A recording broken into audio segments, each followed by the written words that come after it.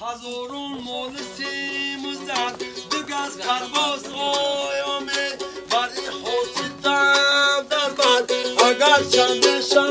شایی شوی چون خورد و روغی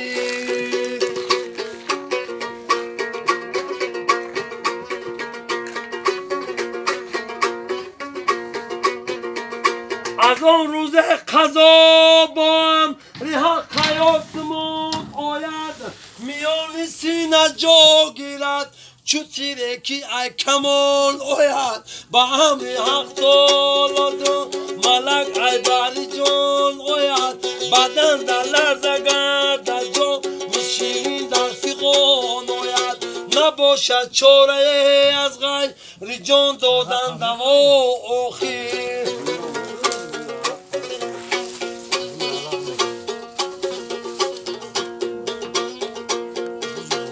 بگوری تنگ و تاریکت بخواباند را آنجا بپرسد و ملک آنجا زیرا بودی پیغمبر شوی گونگونه دایمه زنم بر گرز و در سر زیزردی گردی آنها می شوی یک نوشتی خاکستر عجب روزی سیاه می شود آنجا به ما آخیر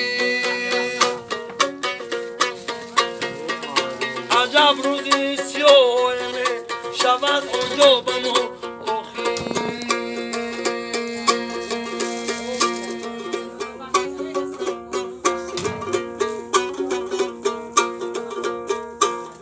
کلیم یادی خداوندی و دود او خدایی که ما رو هست نبود چشم بر دنیای هستی بکشود پس چرا یادی خدا را نکنیم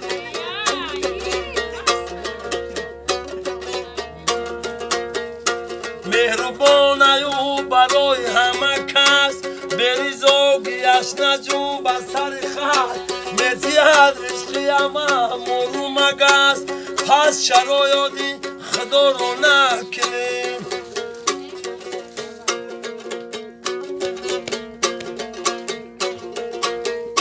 نامی پاک در دل جانی من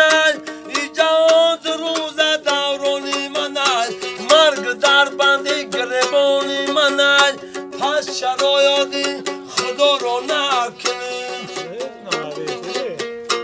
مرگ در بند گریبانی من